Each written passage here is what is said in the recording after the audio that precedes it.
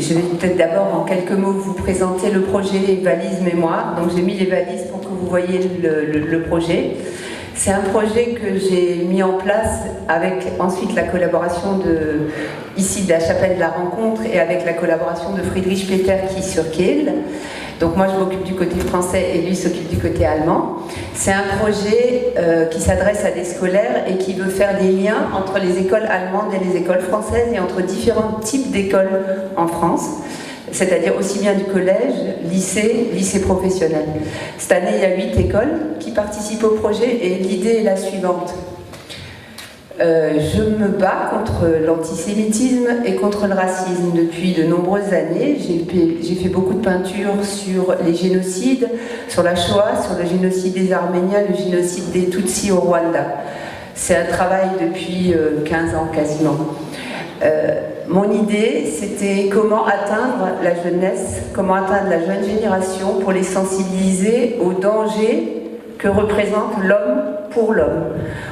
Parce que de façon inhérente à l'homme, il y a une capacité qu'on voit régulièrement, qu'on voit encore plus aujourd'hui dans le monde d'aujourd'hui, une capacité à la violence, une capacité à la barbarie, une capacité à oublier que l'autre en face de nous est aussi un humain comme nous.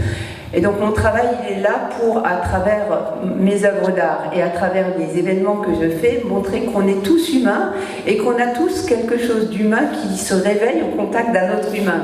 Et c'est pas la barbarie qui doit se réveiller au contact de l'autre, mais l'humain. Alors mon idée, c'est de profiter de cette idée des valises qui sensibilisent les élèves pour parler de l'unicité de chacun, que chaque être humain est unique, qu'on a tous nos caractéristiques et que porter atteinte à la vie d'un être humain, c'est porter atteinte à quelqu'un d'unique qu'on ne retrouvera pas, parce que personne n'est remplaçable par quelqu'un d'autre.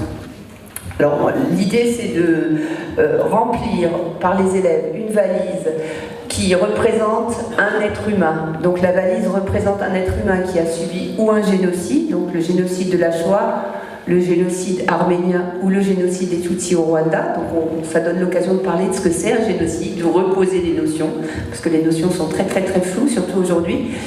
Donc que l'élève se rende compte du destin d'un être humain avant le génocide, ce que la personne était et qu'on a détruit, et aussi, éventuellement, s'il a survécu, qu'est-ce qu'il a transmis ou qu'est-ce qu'il a réussi à transmettre.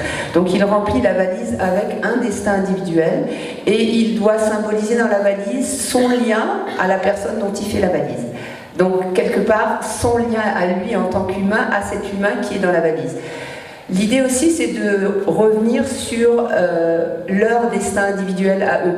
Parce que pour parler d'une place à une autre, c'est aussi important de s'intéresser à la culture de l'autre, parce qu'eux aussi, ils sont uniques. Il n'y a pas que dans les génocides qu'on parle d'unicité. Donc, pour moi, c'est important que les élèves retournent chez eux. Pour beaucoup, ils viennent de différentes origines. Les parents sont arrivés ici il y a une génération, il y a 2 générations. Et donc, l'idée, c'est qu'ils s'intéressent à leur propre histoire, à leur propre culture, qu'ils aient envie de transmettre cette histoire, cette culture, pour se rendre compte qu'eux aussi ont une valeur unique qu'ils peuvent transmettre aux autres. Et c'est cette richesse de cette discussion, cette rencontre entre ces valises, voilà, qui fait que je pense que ça permet vraiment de sensibiliser à la valeur de l'humain. Donc en fait, il y aura... Donc là, on vous présente le projet. Le projet est lancé, il se termine le 7 juin. Et le 7 juin, il y aura ces valises qui seront là, les valises réalisées par les élèves. Alors aujourd'hui, on vous propose une rencontre avec la culture des Arméniens qui... il y a un certain nombre de portraits qui sont autour de vous, c'est tous des portraits de victimes ou de rescapés du génocide arménien. Bon, je pense qu'il y en a un que vous connaissez, c'est Aznavour. Pour les autres, c'est, si vous voulez, après, à la fin, je vous expliquerai un petit peu, je vous présente juste Komitas, qui est le premier portrait, parce qu'il y aura une musique de Komitas, c'est un grand musicologue arménien, donc le premier portrait. Et peut-être aussi les 2 portraits qui sont là-bas, parce que c'est important. À gauche, c'est le portrait de Monsieur Telirian. Et Telirian, c'est quelqu'un d'essentiel parce que, après le génocide, les responsables du génocide ont été jugés par contumace, c'est-à-dire qu'ils n'étaient plus sur place, donc on les a jugés, mais on n'a pas pu mettre en place le jugement. Et Telirian est allé poursuivre le responsable du génocide, Talat Pacha, à Berlin, et l'a assassiné. Et grâce à cet assassinat, on a fait le procès de Telirian. En 1 heure, c'était réglé, on l'a innocenté. acquitté, on va dire, et ça a été l'occasion de faire le procès du génocide arménien, donc c'est quelqu'un d'essentiel parce que ça a permis ce procès. Et à côté, on ne peut pas ne pas parler de Hrant Dink.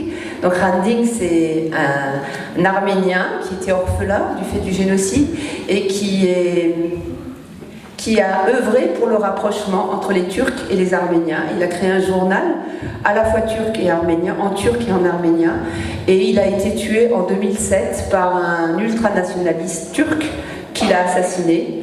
Et tous les ans, il est le symbole de la rencontre, de la paix, de la rencontre et de la résilience et du rapprochement. Et tous les ans, au moment de l'anniversaire de la mort de Hrant Dink, à Istanbul, les gens marchent dans la rue et disent « Nous sommes tous Hrant Dink ». Donc c'est aussi une personnalité très importante, c'est pour ça que j'ai choisi de le mettre là. Il y a d'autres portraits, mais j'ai choisi... Bon, les autres, je vous expliquerai. Et c'était important aussi pour moi de vous présenter les sculptures que j'ai fait là. C'est une installation qui s'appelle... Alors je ne sais pas si ça va parler à certains, « We will dance again ». C'est les mots, je ne sais pas si vous les avez entendus, « We will dance again », c'est les mots de Mia Shem. Mia Shem est une des otages qui a été prise le 7 octobre, qui était au Festival Nova, donc au festival de danse, c'est pour ça que ça s'intégrait particulièrement aujourd'hui, un festival de danse pour la paix, un festival de danse de gauche, c'était des gens qui fêtaient simplement dans la musique et dans la danse. Et Mia Shem a été prise en otage et elle a été libérée au bout d'une 50aine de jours et elle a écrit sur son bras, elle s'est tatouée « We will dance again ». « We will dance again », ça veut dire « nous danserons encore », la résilience, la résistance, on va reprendre la vie malgré tout ce qui s'est passé, malgré le drame, malgré le pogrom qu'il y a eu, malgré la mémoire de tout ça. Et je trouvais que c'était important aujourd'hui de la voir parce que la danse, c'est le symbole même de la culture, mais c'est aussi le symbole de la résilience et de la résistance. Pour les Arméniens, mais aussi pour ce qui s'est passé là en Israël, mais aussi pour les Arméniens, parce qu'ils ont ramené leur culture et la musique et la danse, c'est quelque chose d'essentiel pour les Arméniens et qu'ils vont nous partager ce soir. Mesdames, Messieurs, ma parole ne va pas être aussi spontanée comme chez Madame Errant. Je vais lire, je vous demande pardon. Alors, c'est une grande émotion et une profonde gratitude que nous, l'ensemble Renaissance de l'association culturelle arménienne Rêve et Danse, participons aujourd'hui à cette cérémonie mémorielle. Nous tenons à remercier Madame Francine Mérand pour son initiative et son engagement inlassable à peindre la mémoire des peuples qui ont vécu des génocides à travers des projets culturels et éducatifs. En ce jour spécial, nous avons l'honneur de présenter ce spectacle de danse arménienne, symbole de notre résilience et de notre héritage culturel. Nos danseuses, petites et grandes, se produiront sur des musiques nostalgiques et rythmées, rappelant la force et la beauté de notre patrimoine, même face aux plus grandes épreuves de l'histoire. Nous souhaitons également rendre hommage aux œuvres mémorielles exposées aujourd'hui, notamment les nouvelles céramiques de Francine Mérand, intitulées donc « We will dance again », nous danserons encore et encore, qui incarnent la puissance de la danse comme moyen de résilience face à la barbarie des génocides et des massacres, y compris celui du 7 octobre 2023. Ce projet, réalisé dans le cadre du programme franco-allemand Valise Mémoire, est un exemple brillant de la manière dont l'art et l'éducation peuvent unir les générations et les cultures pour honorer et préserver la mémoire des tragédies passées. Nous souhaitons la bienvenue aux représentants des 8 établissements scolaires franco-allemands participant à ce projet. Sous la direction experte de Madame Sylva Melikian qui apparaîtra, notre groupe de danse s'efforce depuis de nombreuses années d'enseigner et de transmettre la danse arménienne à nos jeunes, tout en établissant des liens forts avec diverses cultures. Nous considérons cette rencontre comme une opportunité précieuse de renforcer les liens interculturels entre la jeunesse arménienne et les enfants de ces écoles franco-allemandes. Ensemble, nous démontrerons notre volonté de nous élever au-dessus des barbaries du passé et récentes et de résilier par la force de notre patrimoine culturel. Nous sommes ouverts à toute proposition de coopération culturelle de la part de vos établissements. Nous serions ravis de collaborer avec eux dans le futur pour enrichir mutuellement nos projets et nos échanges culturels.